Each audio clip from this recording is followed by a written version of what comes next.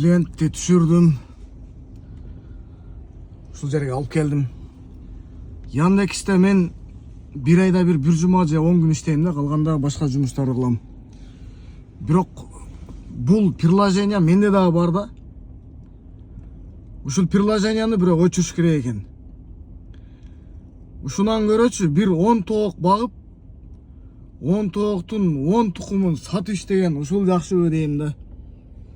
Мынан карасаң мен 1 саатта алып келдим. 55 мүнөт болду. 371 сом, Ушуга как минимум 1000 сом төлөш керек болчу Яндексчи. Бирок бунун ичинде дагы 100 сом, примерно 100 сом услугалары бар да. Парктыкы, Яндекстики, дагы эндеш бирдеке деген бир 4-5 алат да. Бул ууру да, мындай айтканда чыныгы ууру ушул да.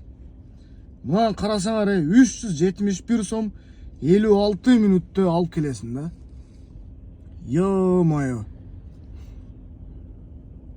Мен bundan bir жума мурда Яндекске бойкот деп интернеттен көргөн болчумун, бирок бойкот деген күнү мен иштеген жокмун, 15 болсо керек эле. Бирок бул бойкотту түшүнбөйт экен да, булчу. Бул вообще түшүнбөйт экен. Буга биз булар менен тирешпей эле, жөн эле өзүбүз бул жумуштан чыгып, же жоргого, же өзүбүздүн өндүрүш жоргонун деле булар озун майлайт да, бир болсочу. Жоргого кирип иштей берейин десең, бекер анча-мынча bir айда анча-мынча колуң бош болуп калат да, bir жумага. Бекер жатпай иштеп турайын десең, жоргонун дагы озун майлайт. Бир аз мындай майлап койсо, жорго дагы өзүнүн приложениясын жакшыртпайт, же болбосо клиент тартпайт, же мындай башка бир методикаларды жасабайт да. Мына ушул жердебиз, Бишкектебиз. Башка жумуш кылабыз, бирок убакыт болгондо мынандай Яндексте иштеп турайын десең, нормальный акча иштебейт экенсиң да. Бир күндө ушунча бир күн кыйналганда бир 4000-5000 табыш керек да, Бишкектечи. Чөнтөгүңө конкретный кол салат экен да, Яндексчи. Бул деген туура эмес. Жанар Акаев досума ушул именно мен видеому жөнөтүп койгула. Былтыр Яндекс боюнча бир жогорку кеңеште көтөрүп чыккан. Андан кийин жогорку кеңеш тарады, кайра депутат болуп келди. Именно мен азыр жөнөтөм. Жанар Акаев досум, ушул сен өзүңдү ойлобо, элди ойлоп кое берели. Эл үчүн ушул Яндекстин мындай адамгерчиликтүү кылып Кыргызстанда иштей турган кылыш керек, же болбосо Яндекске тең ата иштей турган бир приложение керек Бишкекке. Тең ата. Мисал үчүн 50% Яндексте иштесин, 50% башка бир жоргодобу же башкасын бир мындай мамлекеттик деңгээлде орточо кылып, башка мамлекеттерде ошондой Яндекске тең келген, тең ата болгон бир приложение бар. Таксида иштегендерчи. Ошондой туугандар, мына бул видеону жогорку кеңеште депутаттарга жөнөтүп койгула, айрыкча Жанар Акаев досума жөнөтүп койгула, карап койсун, жеткирсин, айтсын, десин.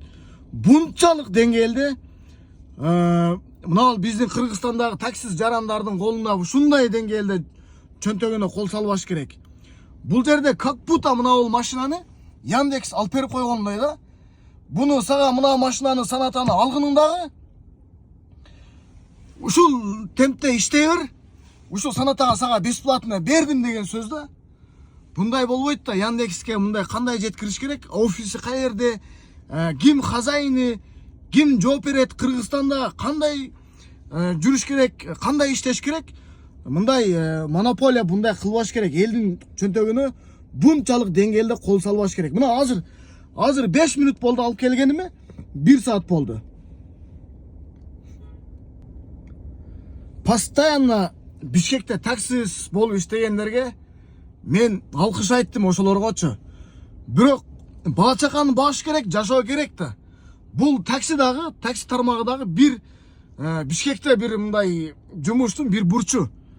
Булда дагы Кыргызстанда бир 10 000 адам, минимум 10 000 адам иштейт. Бош убактысында иштегендер бар, постоянно иштегендер бар. 1000 сом, 1500 сом, 2000 сом таап барып, кыйналып, жатып уктап, күн кечирип жүргөн убакыт. Bunday болбойт. Таксида иштегендер, машина мингендер билет. Bir gün geçke машина минип, сартан кечке минип көр, эртеси кайра ордуңдан бир нормально бир свободно туруп көр. Тура албайсың. Ошончо мына бул Яндексти иштегендер как минимум бир 4000-5000ден иштеш керек. Эрте менен чыктыбы саат 8-де. Кечки 8ге чейин 4000-5000 чөнтөгүнө таза калыш керек Бишкекте. Андан көрө мынандай ресторандарда иштеп, же болбосо башка кызматтарды кылган жакшы, же 10 тоок багып, 10 тукумду базарга алып чыгып сатып, ушундай кичи бизнес болсо дагы бизнесте иштеген жакшыраак деп ойлойм менчи. Bunday кылганыңар болбойт. Мына бул видеону жөнөткөн жерге жөнөтүп, лайктан басып, карап койгула туугандар, максимально бөлүшүп койгула. Менин оюм ушул. Мен буда постоянно иштебеймин. Постоянно иштебейм. Азыр 3-4 күн болду иштеп жүрөм. Бирок менин билишимче мына бул иш өтө оор. Кыргызстандагы Бишкектеги таксисттерге бул кулчулук деп атаса болот мынанычы. Кулчулук. Бензин 1500 сом, 2000 сом бензин куясың. Тем более арендага мингендер элестетип кое бергиле. Эмне болот арендага мингендерчи? Бесплатно иштейби, күнүнө 5 сом табат, 5 сомго үйүнө нанап кирип жейт, ошол менен болдубу? Bunday болбойт. Элдин келечегин, элдин жакшы жашоого бир күйгөн бир адамдар бар да турабы? Тең укуктуу болуш керек. Ошого туугандар, буну карап койгула. Кээ биркилер айтасыңар да, иштебей эле койбойсуңарбы депчи. Мен иштебей эле койдум, мен иштебейм, болду, иштебейм. Бирок постоянно иштегендер бар. 1000 сом болсо деле мага жетет эле дегендер бар да. Бирок ошолордун колуна силер кол салган болосуңар чөнтөгүнөчү. Урлукка келгендей болосуңар, чөнтөгүнөн акча алгандай болосуңар. Ошого мына туура эмес туугандар. Лайктан басып, таратып койгула сураныч. Мен чыдабадым да, мен иштебейм деле. Бу Яндексте мурда бир иштегем, азыр башка тармактамын. Бирок колум бош болсо, анчамча иштеп коюп атам, кыймылдаганча да. Бирок бунчалык эле кол салганын мен билбедим. Былтырлар иштегенде бунчалык эмес болчу. Быйыл тоготпостукка салып, мына ушундай кылып билгениңди кыл деп коюптур Яндекс.